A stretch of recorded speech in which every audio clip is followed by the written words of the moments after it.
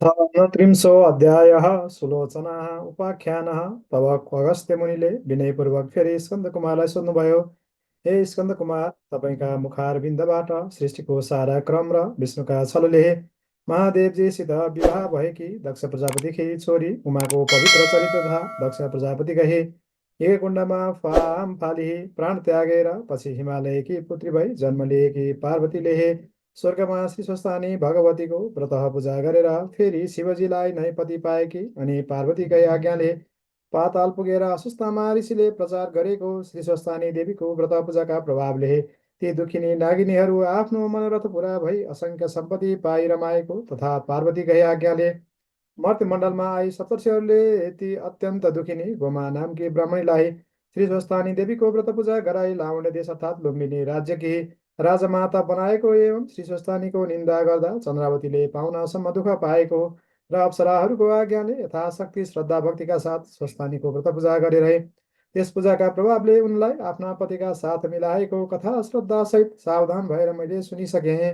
अब गोमा ब्रह्मणिका बाद मर्त्यमण्डलमा अरू कसले श्री स्वस्थानी देवीको व्रत पूजा गरे र के कस्तो कस्तो फल पाए यस बारेमा पनि दुई तिनवटा कथाहरू सुन्न चाहन्छु। त्यस्ता जन पनि कोही छन् भने कृपा गरेर तिनको बारेमा बताइ बक्सियोस् भन्दा स्कन्द कुमार आज्ञा गर्नुहुन्छ। हे अगस्त्य मुनि, गोमाका बाद चित्रवन नामको विचित्रको नगरमा बस्ने धर्म परायणा बाल विधवा सुलोचना नामकी नारीले ब्रह्माको गण्डस्थलबाट अर्थात् हिमालयबाट निस्की पहाडका गिरी गन्धराहा कन्दराहरू हुँदै गङ्गासित मिल्न दक्षिणतिर हानिँदै बगेकी गण्डकी हानी सारी नदी तथा महिषासुरलाई उसको गर्दनमा समातेर लातका लात गोद्दा पृथ्वीमा भङ परेर निस्केकी देवकी अर्थात् देवकी नदी अनि यज्ञकुण्डमा फाल हाली उमाले प्राण त्यागेको सुन्दा दक्ष प्रजापतिका उप एकाएक उठेको महाक्रोधको झोकमा महादेवले आफ्नो त्रिशूल पृथ्वीमा गोम्ब गोप्ता पाल परी पृथ्वीभित्रबाट निस्केकी त्रिशूली नदी सबै आफ्नो बाटो हुँदै बग्दै बग्दै आएर एकै ठाउँमा मिलेको त्रिवेणी अर्थात् तीनवटै चुल्ठो जस्तो बनेको र पवित्रै पवित्र पानी मिलेर अति पवित्र भएको त्यो तीन नदीको दोभान त नारायणको असाध्य प्रियस्थल बनेकोले नारायण भगवानले नै सबभन्दा पहिले आफैले त्यस सङ्गममा नुहाई त्यहाँ माघभरि भरि मकर स्नान गर्नेलाई मरेपछि सरासर वैकुण्ठ पुर्याउने आफ्नो नारायणी शक्ति उही साएकोले त्यहीँदेखि संयुक्त रूपमा नारायण नदी नाम पाएको ठाउँ देवघाट यानि देवघट्ट अर्थात् सामान्य मनुष्यले मकर राशिभरि सूर्य रहेको दिनमा प्रयागको त्रिवेणीमा त्रिकाल स्नान गरेर स्वर्गको बास पाए झैँ देवताहरूको वैकुण्ठको बास प्राप्तिका लागि मकरभरि नित्य नुहाउने गरेको अनि अप्सराहरूले पनि भोज शुक्ला पूर्णिमादेखि माघ शुक्ला पूर्णिमासम्म नित्य आइ नुहाउने गरेको त्यस्तो देवघाटको छेउछाउमै कुटी बनाई दुनी जगाई योगिनीको रूपमा बसी पद्मासन कसी अघि ध्रुवले झैँ ओम नमो भगवते वासुदेवाय यो मन्त्र निरन्तर जप गर्दै सूर्यको तेजमा मात्रै मन टकड्याई दुस्तर्क दुश्चिन्ता दुस्तीर्ण दुष्व्यवहार बेपाखा गफडा सारा त्यागी 12 महिना त्यस त्रिवेणीमा त्रिकालय नुहाई प्रत्येक वर्षको शुक्ल पूर्णिमादेखि विधिपूर्वक माघ शुक्ल पूर्णिमासम्म उहिले गोमाले जस्तै गरी नियमपूर्वक व्रतमा रही माघ शुक्ल पूर्णिमाका दिन स्वस्थानीको विधिपूर्वक पूजा गरी 60 वर्षमा 60वटा स्वस्थानीको व्रत पूजा र त्यसै त्रिवेणीमा 60वटा नै माघ स्नान गरेकी पुण्यका प्रभावले ती योगिनी परलोक गएपछि जस्तै भए त्यो रोचक कथा कल्प रह चौकडीको बहन सहित म तिमीलाई सुनाउँछु। तिमी ध्यानपूर्वक चित्त लगाएर कति पनि अन्य मनस्क नभइलौ सुन। हे अगस्त्य मुनि, पुनर्जन्म हुन्छ भन्ने कुरामा पूर्ण विश्वास नभइकन धर्म कर्म गर्नमा सही श्रद्धा रहँदैन। तसर्थ तिमी पहिले पुनर्जन्म हुने कारणहरू सुन। सत्वगुण रजोगुण तमगुण मिलेका सूर्यका किरण रहने आकाशमा सत्वगुण प्रधान रहेको समयलाई सत्ययुग अनि रजोगुण प्रधान रहेको समयलाई त्रेतायुग तथा रज र तम मिलेर प्रधान रहेको समयलाई द्वापर युग र तमगुण मात्र प्रधान रहेको समयलाई कलियुग भनिन्छ। सत्व भनेको असल हो, रज भनेको उदण्ड हो र कली भनेको महालन्थ हो। उक्त चारै युगको समूहलाई चौघडी भन्दछन्। यस्ता 72 चौघडीको आधा कल्प या ब्रह्मको एक दिन हुन्छ अनि त्यति नै समय ब्रह्मको रात पनि हुन्छ। यी दुवैलाई मिलाउँदै कल्प हुन्छ। त्यो आधा कल्पमा एक अङ्कका सामुण्ड ईश्वरा शून्य क्रमले 1313 लेख्दा त्यो एकको स्थानीय मान जति हुन्छ त्यति वर्षको हुन्छ। यी 72वटा कलियुगमा तत्कालीन ब्राह्मणहरूले आफ्ना पुर्खा आर्यवर्तका ब्राह्मण वर्गले आफ्नै सन्तानहरूले मात्र सिद्ध गर्न सक्ने गरी थाती छोडेर गएको ब्राह्मण विजयी योग शक्तिको साधना गर्न बिलासिएर स्वात्तै छोडिदिन्छन् र तिनीहरूको जे जे चितायो त्यही गर्न सक्ने शक्ति बिलाएपछि पहिलेका तिनै युगसम्म युगबलले चुमोर्क्याइएका दानवहरूले सूर्य अस्ताएपछि रक्षशक्ति बढ्ने अन्धकार र रातको पालो आए झैँ मौका पाएर आफ्नो दानवी भौतिक शक्तिको विकासको लागि भूमिभित्रबाट निकालिएका गोरूपधारी पृथ्वी माताका हाडरूपी फलाम कोइलाहरू अनि कलेजा फक्सारूपी अरू खनिज पदार्थहरू तथा बोसरूप खनिज तेलहरू एवं सासरूपी बापहरू निकालिएर खोक्री मरणासन्न भएर नारायण नारायण भन्दै आर्तस्वरले पुकार्न थालेकी पृथ्वीलाई देखि नारायण भगवानले त्यति नै समयका लागि पृथ्वीलाई आफ्नो प्रलय अनि डुबाउने शक्तिको प्रयोग गरी समुद्रले ढाकिदिनुहुन्छ। त्यस प्रलयकालमा पनि तातो न तातो सूर्य र चिसो र चिसो समुद्र यी दुवैको निराधार आकाशमा आफ्ना ठाउँमा झुन्डिएकै रहन्छन्। तिनै दुई सूर्य समुद्र नै पुरुष अर्थात् बाले र प्रकृति अनि पोथी हुनाले यिनको सृष्टि कहिले भयो, कसरी भएर यिनको विनाश कहिले हुन्छ, कसरी हुन्छ भने निधो अझसम्म कसैले पनि निर्कोल गर्न सकेका छैनन्।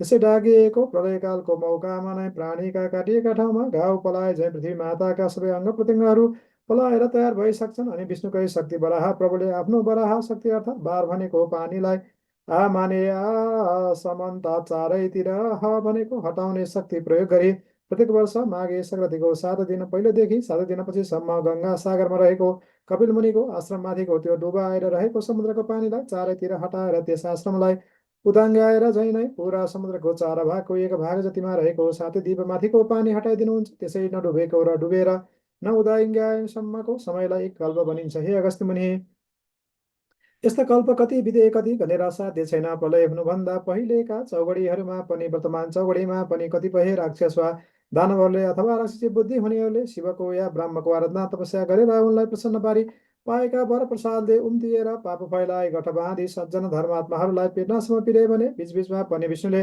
आफ्नो शक्तिद्वारा इच्छाअनुसारको अवतार लिएर ती सारा दुष्टहरूलाई मारी सज्जन धर्मात्माहरूको र धर्मको रक्षा पनि गर्नुहुन्छ। त्यसरी प्रलयकाल हुँदा पृथ्वी डुबेको अवस्थामा पृथ्वीका चराचल इसचल र नवचल प्राणीहरू स्वातै डुबेर मर्छन् र तिनका प्रेतात्माहरू वा प्रेतरूपहरू आफ्नो गुणरूप आकार प्रकार धर्म कर्म पाप पुण्य बोकेर दूरदर्शनका पात्रहरू भएमा स्थित बिजुलीमा विचरण गरे झैँ आफ्ना वंशका साथ मिलेर सूर्यलोकमा अर्थात् सूर्यका असङ्ख्य किरणहरूमा नै फलभित्र उसको स्वाद गुण पौष्टिक तत्त्व नदेखिने गरी रहे झैँ रहेका हुन्छन्। त्यो पार्थिव वस्तुको पानीबाट बनेको देखिने हिस्सा काठ पात शरीर जीव चाहिँ पानीमै सर्छन्। नदेखिने तत्त्वहरू जति आकाशमा उड्छन् र सूर्यका बिजुलीमा फ्लापीमा अक्षरहरू झैँ थन्कन्छन्। पछि फेरि कालान्तरमा डुबेको स्थल देखिएपछि पुरुष सूर्य र प्रकृति अनि पानीबाटै बनेको पृथ्वीको मेलमिलापको तारतम्यबाट उनै पहिलेकै सूची दोहोरिन्छन् र दोहोरिरहन्छन्।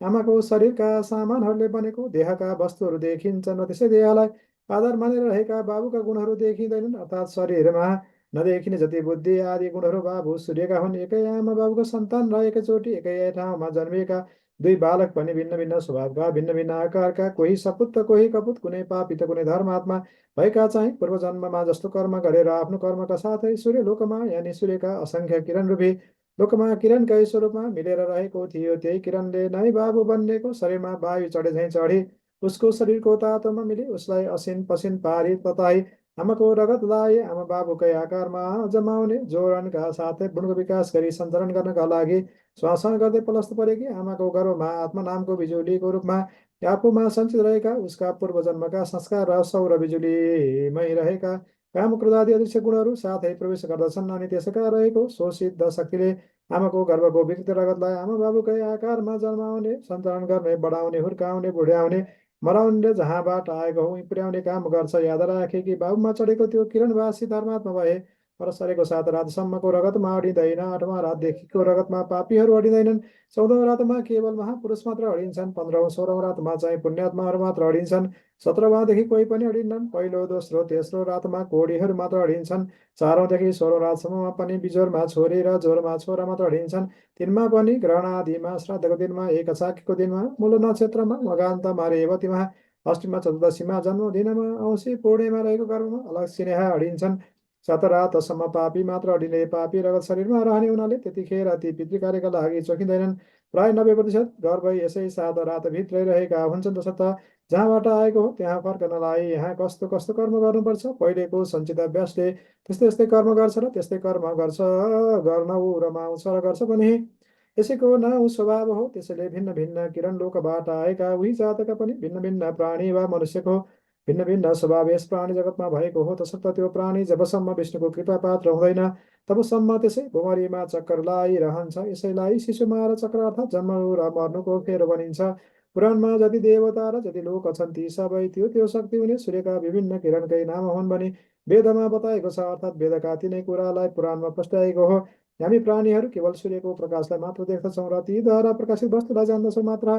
प्रकाश नपरेको वस्तुलाई देख्दैनौँ। प्रकाशलाई अन्धकारले छेक्दैन। निष्पष्ट अन्धकारमा आफ्ना सामुको आफ्नो हातलाई पनि हामी देख्दैनौँ, तर धेरै टाढा बालिएको आगोलाई देख्छौँ। त्यसकारण सूर्यका किरणहरूमा भएका शक्तिहरूलाई जान्नु नै ज्ञान हो। यस्तो यो ज्ञान प्राप्त गर्नका लागि जसरी युवतीको युवकमा र युवकको युवतीमा उनको भित्री अन्तस्करणमा निरन्तर तन्मयस्कतः रहन्छ, त्यस्तै तन्मनस्कतः आकाशभरि ढाकिरहेको सूर्यको तेजमा 12 वर्ष रहिरह्यो भने त्यो तेज हृदयभित्र झल्कन्छ र सकल ज्ञान प्राप्त हुन्छ। जस्तो जनलाई ज्ञानी भन्दछन्, ज्ञानीहरू पापले छुँदैन। शिशुमा र चक्रको फेरो रहँदैन, यसैलाई विष्णुको कृपा पनि भनिन्छ। हे अगस्त्य मुनि, उता पृथ्वी डुबेको बेलामा जलचर चाहिँ असङ्ख्य बढेर समुद्रमा अटाइ नअटाइ हुन्छन्। अघि अघि पृथ्वीले खोक्रिएको अवस्थामा विष्णुलाई आर्त पुकार गरे चाहिँ अब समुद्रले जलचरको भार थाम्न सकिन प्रभु भन्दै आर्त पुकार गर्न थाल्छन्। अनि विष्णुले आफ्नो बाह्र शक्ति प्रयोग गरी पृथ्वीमाथिको पानी हटाइदिएपछि त्यहाँ थुप्रेका जलचरहरू त्यहीँ मरिसडी कुहेर त्यसमा बढे बढे किरा पर्दछन्। त्यही सडनलाई नै क्षीर समुद्र साई विष्णुको अर्थात् समुद्रको जलमा रहने शक्तिको कानेगुजी भनिन्छ र त्यही देब्रे कानको यानि उत्तरी गोलार्धको कानेगुजीबाट उब्जेको बढेमाको किरालाई मधु दानवर अनि दाहिने कानको अर्थात् दक्षिणी गोलार्धको कानेगुजीबाट उब्जेको यमानको किरालाई कैटो दानव भन्दछन्।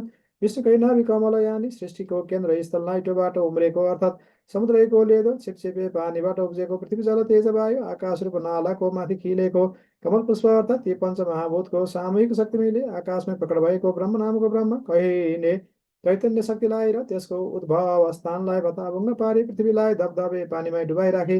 त्यहाँ दानव देश बनावलान् जस्ता ती प्रबल दानव किरालाई हटाउन ब्रह्माका स्त्रीले प्रसन्न भएकी योगमायाले ध्यान गरी जगाएका अर्थात् शरीर धारण गराएका स्वयं विष्णु शक्तिलाई नै 5000 वर्ष लागेर पनि नसकिएर विष्णु हैरान भइबसेको बेलामा ती किराहरू चम्किँदै सोहोरिएर आफ्नो नगिच नगिचाए उफ्राउँदै उधुम मचाउँदै ए पाजी के नाप्न सक्दछस् नाप भन्दा विष्णुले बाच बधाए तिमीहरूलाई मारेर पृथ्वीलाई सफा पार्न सकु भन्दा ती किराहरूले जलमा त हामीलाई मार्न त सक्दैनस्, तलमा हाम्रो शक्ति कमजोर हुने हुनाले पहिले पृथ्वीको पानी सुकायो अनि मात्र मार्न सक्लास् भन्दा इन्द्रलाई 12 वर्ष पानी नपार्ने आज्ञा दिए। त्यहाँको पानी सुकायो अनि मात्र आफ्नो दुवै काखमा अर्थात् उत्तरी गोलार्धका लाई र दक्षिणी गोलार्धका लाई बायाँ र दायाँपट्टि नगिचाइ नगिचाइ राखी यी सारा किरालाई आफ्नो चक्रजाल चलाई मारी ब्रह्मालाई डुब्नुबाट जोगाउनु भयो र तिनै मरेर सडेका जल जन्तुका हाड खुडाका थुप्रोले पहिलेका दर्के पानीले पहिरोले केही थेप्चिएका पहाडहरू चुलिए भूमि मलिलियो। फेरि ब्रह्मशक्तिले अघि सूर्यमा गइरहेका वंशहरू आफ्ना गुण स्वभाव आकार प्रकार लिएर सूर्यका प्रत्यावर्तन शक्तिले पृथ्वीमा फर्कन थाले। यसरी अचरहरू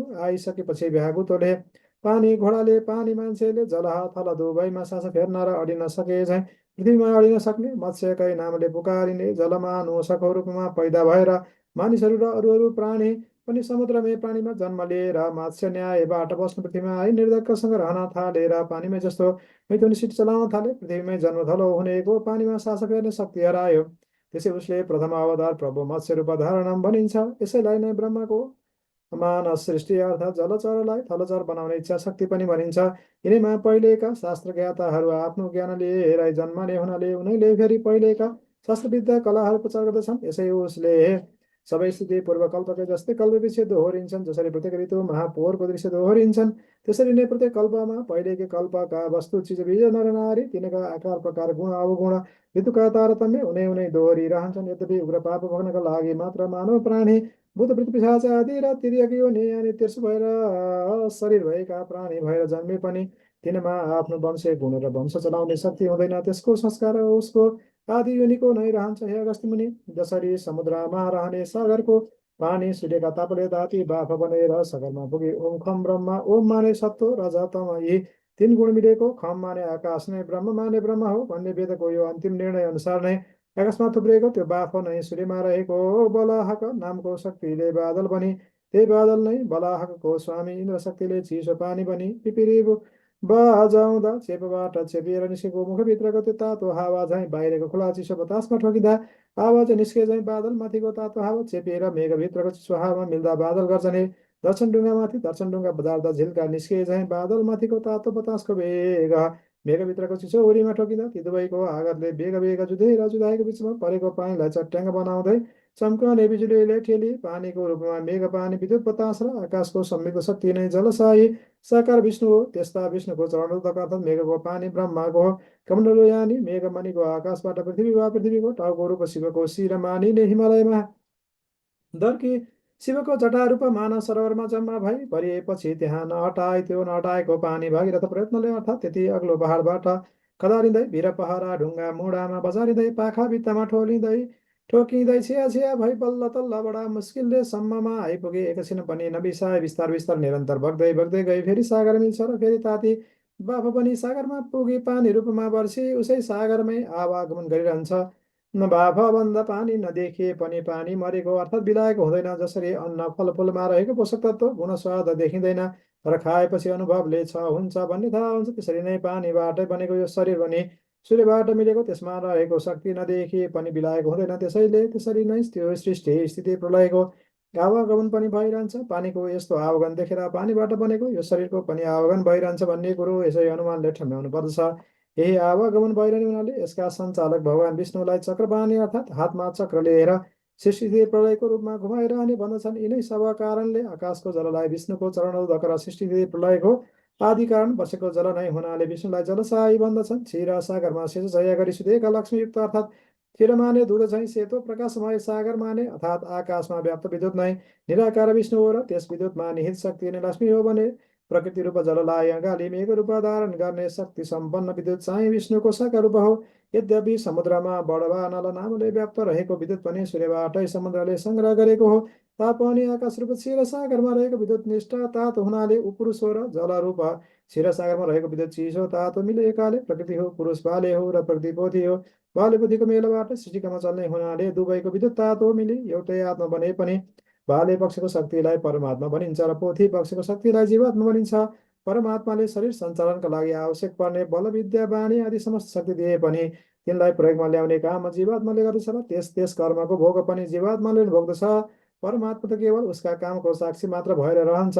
यसैले हामीले झुटो बोल्दा साथसाथै साक्षीले झुटो झुटो भन्ने बकिरहेको हुन्छ। एउटै आत्मा भए एकैचोटि दुई कुरो बक्न सक्ने थिएन भन्नेहरूलाई द्वैतवादी भन्दछन्। आखिर समुद्रले धारण गरेको विद्युत पनि सूर्यकै बिजुली त हो नि। जसरी अरू शक्ति दिए त्यो द्वैत शक्ति पनि दिए उदिन्छ मात्रै स्वयं भोग गर्दैन भन्नेहरूलाई एकेश्वरवादी भन्दछन्। हे अगस्त्य मुनि, अहिलेसम्मको मेरो भनाइले त्यो विष्णु त जडात्मक पो रहेछ भन्ने भान तिमीलाई पर्यो होला। त्यस्तो भान हुनु स्वाभाविक नै पनि हो, किन्तु जल थल तारा नक्षत्र ग्रह गण सहितको समस्त आकाशमा व्याप्त भएर रहेको त्यो विद्युत रूप विष्णु त सदा सच्चित आनन्द रूप स्वरूपमा रहेको हुन्छ। तसर्थ आफ्ना भक्तहरूले त्यो तेज रूपमा शङ्ख चक्र गदा पद्म लिएका पीताम्बर पहिरेका मनुष्य आकारको रूपमा ध्यान गरे या स्थिति प्रार्थना अर्थपुकार गरे भने आफूमा हरेको चित माने चैतन्य शक्तिद्वारा भक्तले चिताए जस्तै प्रत्यक्ष रूपधारी भक्तहरूको आपत्ति टारिदिनुहुन्छ, आशीर्वाद दिएर दुःख हरिदिनुहुन्छ। कुनै दुष्टले धर्मनाश गर्न तम्से भने इच्छाअनुसारको रूपधारी त्यसलाई निभाइदिनुहुन्छ। धर्मात्माहरूको नाश गर्ने दुष्टहरूको विशाल दल भए अवतार लिएर युद्ध रची त्यसै युद्धमा सारा पापीहरूलाई भेला पारी तिनलाई स्वाहा पारिदिनुहुन्छ। आफ्नो सदा ध्यान गर्ने भक्तहरूलाई उनमाथि आइपरेका आपद विपदबाट रक्षा गरिदिनुहुन्छ। कहिले काहीँ लहर चल्यो भने साधारण रूपधारी धराई लक्ष्मी या गङ्गा या सरस्वतीका साथ रमण पनि गर्नुहुन्छ। उहाँका यस्ता लीलाहरूको बखान गरेर साध्य छैन। भगवानका यिनै सब लीला र मनुष्यहरूमा भिन्न भिन्न स्वभाव तथा गतिविधि एवं उसको विचारधारा हुनु नै पूर्वजन्मका पुनर्जन्मका अनुमानको कारण हो। यिनै सबै कुरा नै हुन् पुनर्जन्म हुने कारणका प्रत्यक्ष विवरणहरू। हे अगस्त्य मुनि, तिमीले पुनर्जन्म हुने कारण सुनिसक्यौ, जान्यौ पनि यसै कारण। अब सुन, यस अमर्त्य मण्डलमा गोमाका बाद शिशुतानीको व्रत पूजा विधि पूर्व गर्ने सुलोचनाको आख्यान। अहिले यतिखेर चलिरहेको कल्पलाई पद्मकल्प भन्दछन्। यस कल्पको यो 28औँ चौघडीको अन्तिम युगको प्रथम चरण चालु छ। यसभन्दा अगाडि 11औँ चौघडी पहिले अर्थात् 18औँ चौघडीको त्रेता युगको अन्तिम चरणमा हिमालय प्रान्तको पहाडी प्रदेशको दक्षिणी भागमा रहेको नारायण नदीको पूर्वपट्टि भएको चित्रवन नाम गरेको राज्यका शासक सुरसेन सिंह नामका राजा थिए। तिनको राजधानी नारायणगढ नामको नगर थियो। राजधानीमा भव्य बजार थियो। राज्यका अरू ठाउँ ठाउँमा पनि राम्रा राम्रा बजार सजिएका थिए। गाउँहरूमा किसानहरू र कालीगढहरू रहन्थे। किसानहरू खेती किसानी गर्थे भने कालीगढहरू राज्यका जनताहरूलाई चाहिने सरसामान बनाउँथे। राजधानीबाट केही पूर्व त्यतिखेर सुन्दरपुर नाम गरेको बजारको वरिपरि रहेका 8-10 गाउँमा चतुर्मानी गर्ने पुरेत बाजे तुलसी राम आचार्य नाम गरेका गाउँले पण्डित थिए।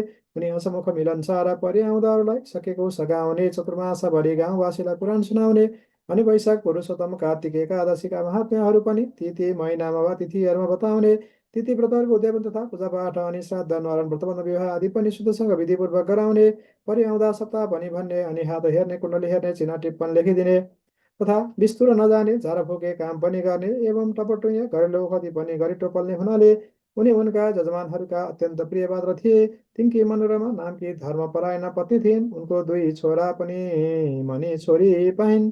ती छोरी असाध्यै राम्री थिइन् र तिनका हेरिरहँ जस्ता आँखा हुनाले सबैले उनलाई सुलोचना भन्दथे।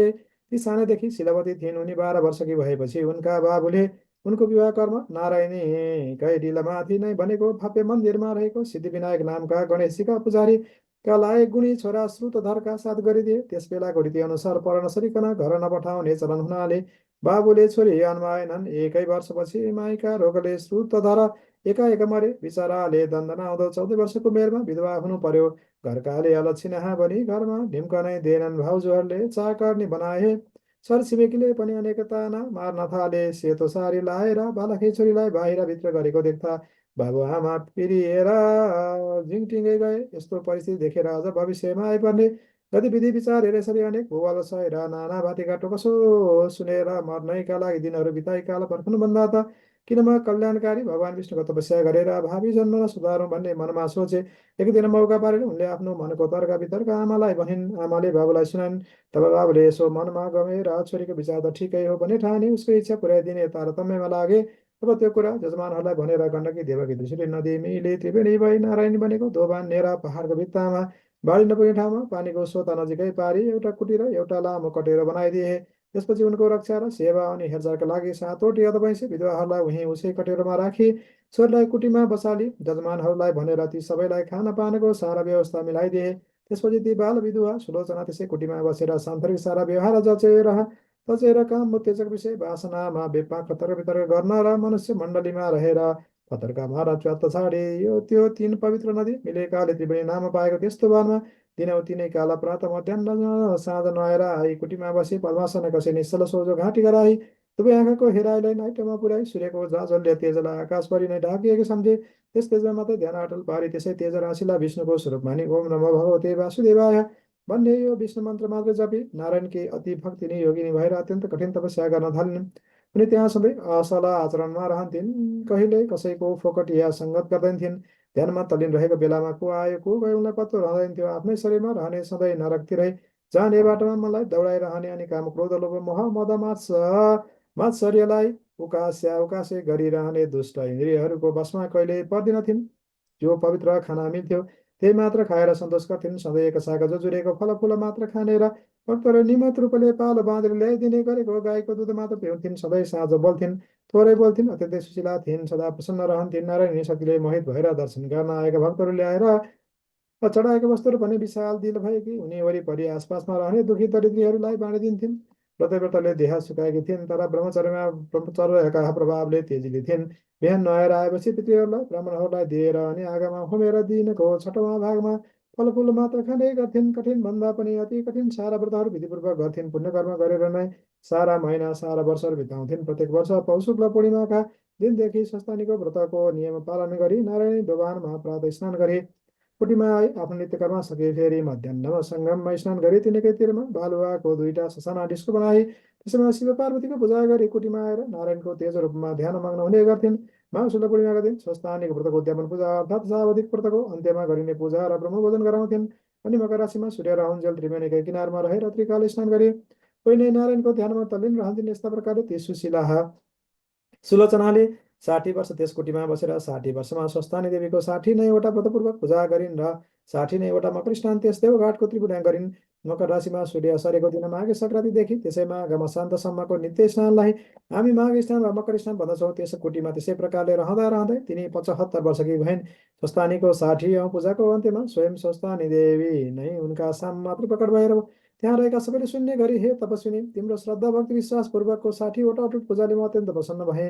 अब तिमी यो मकर स्नान सकेर आगामी फागुन शुक्ल पूर्णिमाका दिन मध्याह्नकालमा यस नारायणीको सङ्गममा नै कमर कमर पानीमा तीन डुबुल्की लाएर सूर्यलाई हात जोडी लामो स्वरले ओम भन्दा भन्दै यो शरीर यहीँ त्यागेर आत्मशरीरले सरासर वैकुण्ठ जाउँ भनी स्वस्थानी देवी अल्पिन्। यो कुरा थाहा पाएर त्यस दिन त्यस सङ्गममा भक्तजनको कुण्डलो लागेको थियो। ठिक भनेका बेलामा देवीले पनि यस्तो गरी रहेकी उनको तालो पड्कियो र उनको अदृश्य जीवात्मा उडेर सरासर वैकुण्ठ पुग्यो। पार्थिव शरीर पानीमै डल्यो। भक्तजनले उठाएर किनारामा ल्याए, सुताएर साराले फुल अर्पेर पूजा गरे अनि खलियो दाउराले चिता बनाएर त्यसमाथि त्यो मृतदेह राखे। सबैले मिली आफ्ना घर घरबाट ल्याएका पाथीका पाथी घिउ लासमाथि खनाएर एउटा भक्तले दागबत्ती दियो र दशगात्र क्रिया पनि गरिदियो। दश नियमपूर्वक बरखी बारी बरखी पनि गरिदियो। त्यसपछि तिनै भक्तपुत्रकी आमाले नै त्यस आश्रमको नाउँ नारायणी आश्रम राखी त्यहीँ त्यसै गरी रहन लागिन्। भक्तहरूले सुलोचनाको स्मृतिको लागि, साधु सन्त तीर्थयात्री विद्यार्थीहरूको लागि त्यहाँ सदाव्रत राखिदिए। हे अगस्त्य मुनि, गङ्गा र सागरको सङ्गमस्थल गङ्गा सागरमा समुद्रमा डुबेर रहेको कपिल मुनिको आश्रममा मकर सङ्क्रान्तिको 7 दिन पहिलेदेखि 7 दिनपछिसम्म आश्रममाथिको समुद्रको जल पछि पछि हटेर आश्रम स्थल छोडिदिन्छ र कपिल मुनिको आश्रम पानीबाट बाहिर पोखरको जस्तै देखिन्छ। त्यस्तै गरी हरेक कल्पान्तमा पहिले पृथ्वीलाई डुबाएर रहेको समुद्रको पानी पछि पछि तरेर पृथ्वीलाई डुबाउन छोडिदिन्छ र फेरि पहिलेको कल्पकै उही स्थिति उस्तै उस्तै प्रकारले दोहोरिने हुनाले आजसम्म पनि त्यो नारायणी आश्रमको परम्परा उसै गरी चलि नै रहेको छ।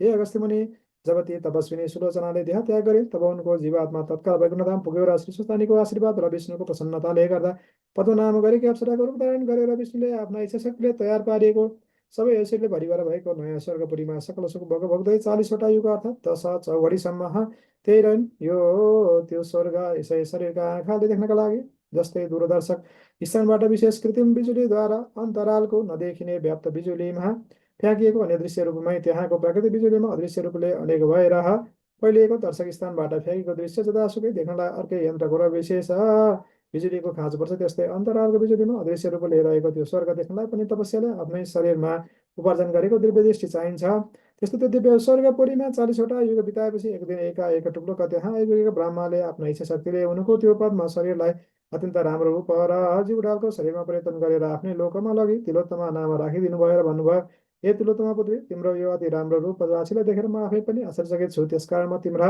पुण्यका प्रतापले बनेको यो शरीरलाई कहिल्यै पुण्य क्षय नहुने बरु बढ्दै जाने तथा सारा ऐश्वर्यले भरिभरा भएको परमधाम सूर्यलोकमा पठाइदिन चाहन्छु, जहाँ गएर तिमी आकाशमा सूर्य र भगवान रहन्जेल यस्तै रूप र देउडालले सकल सुख भोग भोग्दै रहिरहनेछ। यस्तो सूर्यलोकमा पठाउन मैले मात्रै हुँदैन, समस्त देवताहरूको पनि सम्मति चाहिन्छ। तसर्थ तिमी देवताहरू प्रसन्न पार्न उनीहरूका कट्टर शत्रु असत्य बलिया अचित अज नाव देश अर्थात् भारतवर्षको मगध प्रान्तको विन्ध्याटवीको बिचमा रहेको अम्बिकापुरलाई राजधानी बनाइरहेका सुन्दर तथा उपसुन्दर नाम गरेका दानवलाई आफ्नो नक्कल झक्कलले मोहित पारी परस्परमा भिडाइ मारेर आऊ अनि म त्यस कामले प्रसन्न भएका देवताहरूको सभा बसाई तिमीलाई सूर्यलोक पठाउने प्रस्ताव सभामा राख्छु।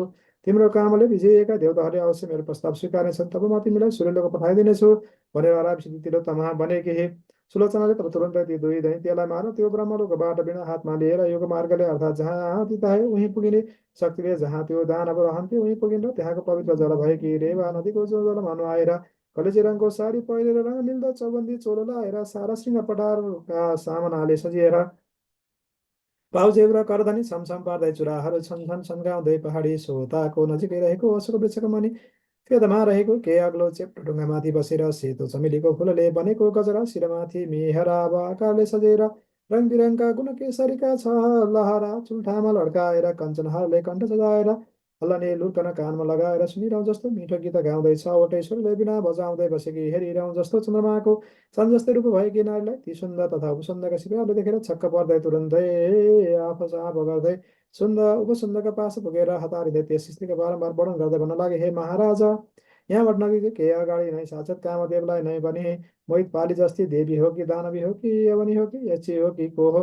इत्यादिमा रत्न समान कि मानव रत्न रत्नले बनेकी जस्ती सोह्रै श्रृङ्गारले सजिएकी कोही युवती मधुर स्वरमा बिना बजाउँदै बसेकी छन्। रत्नका भोग गर्ने तपाईँहरू चाँडै त्यहाँ गएर हेर्नुहोस् भन्ने यस्तो आफ्ना सिपाहीहरूको अत्यन्त सुन्दर वचन सुनेर तुरन्तै ती अङ्गुरका सुराको चुस्किदिन छाडेर अनि हजारौँ सुन्दर सुन्दरी राम्रा राम्री तरुणी बरुणी भाइफाले दानवी पट्टीहरूसित पोखरीमा पानी छ्यापछ्याप गर्दै सेहिल लिन इत्रिन छाडेर त्यो नयाँ युवतीलाई मोहित पार्ने लुगाफाटा लाएर कोही उनका रक्षक भए उनलाई निभाउने सुर कसेर अनि यमराजको डन्डा जस्तै देख्दै डरलाग्दा सय सय धार्ने फलामले बनाएका आफ्ना गदा लिएर खुसी मार्दै ती दुवै भाइ सुन्दर तथा सुन्दर उहिले महिषासुरलाई मार्ने चनीले जस्तै गरी सारा श्रृङ्गार सेजुवा भएर ती दुवै दैत्यको काम अग्निलाई दन्काउन कम्मर कसेर बसेकी थियो। तिलोत्तमाबाट पुगेर उनको अगाडि पुग्ने बित्तिकै उनको रूपराशले लट्ठिएका तथा सुराले उन्मत्त भएर पातिएका ती दुवै भाइले परस्परमा भन्न लागे, हे भाइ, यो सुन्दरी मेरी नै स्वास्नी हुन्छे। अनि अर्कोले भने, हे दाइ, यसलाई तपाईँ त्याग्नुहोस्, यो कर्के आँखा भली मेरी नै स्त्री हुन्छे। भन्दै मेरी मेरी भनेर जङ्गिँदा जङ्गिँदै काला नगिचिएका मत्ता हात्ती जस्ता ती दुवै दाजुभाइ आफ्ना गदाले परस्परमा हानाहान गरेर ठटाउन लागेर ती दुवै भाइ मरेर त्यही भुइँमा लम्पसार परे। त्यसपछि ती तिलोत्तमा पनि देवताहरूको कार्य फत्ते पारेर दसैँ दिशालाई झलझल गाउँदै आकाश मार्गले ब्रह्मको पुरमा आइन्।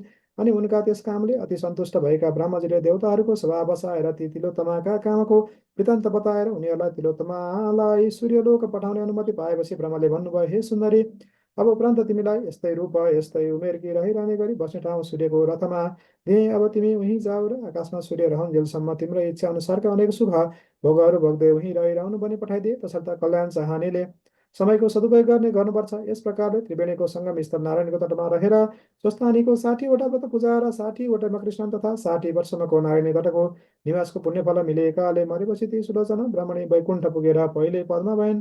अनि अप्सराहरूमा उत्तम तिलोत्तमा भइन् र अन्त्यमा सूर्यलोकको बास पाइन्। आज पनि उहीँ उहीँ छन् अरू अरू पनि, जसले सुलोचनाले जस्तै गरी त्यो व्रत नियम पालन गर्ला, उसले पनि उस्तै फल पुण्य फल पाउनेछ। त्यसकारण हे अगस्त्य मुनि, आफ्नो कल्याण चाहने मनुष्यले जसरी तसरी जे गरेर भए पनि गगनवास प्राप्तिका लागि श्रद्धा विश्वासपूर्वक नारायणको सिरानमा रहेको देवघाटको त्रिवेणीमा माघभरि बसे मकर स्नान गर्ने गरून्। महिनैभरि त्रिवेणीमा बसेर मकर स्नान गर्न नसके पनि 3 दिन त त्रिकाल स्नान प्रत्येक वर्ष अवश्य गर्ने गरून्। त्यसै गरी स्वर्गलोकको मात्र अस्थायी बास चाहनेहरूले प्रयागको त्रिवेणीमा मकर स्नान गर्ने गरे पनि हुन्छ। यदि कृष्ण पुराणे केदारखण्डे माघमाध्ये कुमार अगस्त्य संवादे श्री स्वस्थानी परमेश्वर व्रतकथायां सुलोचना सूर्यलोक गमनम नाम 29 अध्याय।